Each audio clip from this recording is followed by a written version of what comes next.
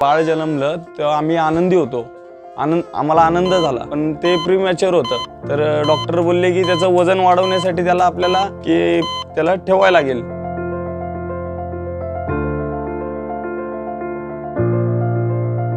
Impact ग्रुपने आम्हाला खूप मदत केली।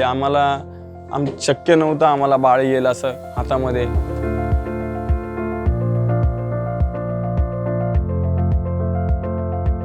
समर्थ स्वभाव तर एकदम मस्त आहे, मस्त तोंड ओळखतोय माणसांचे, बघणार तोंड ओळखून हसतोय, रांगतोय आता तो सध्याच्या घरामध्ये।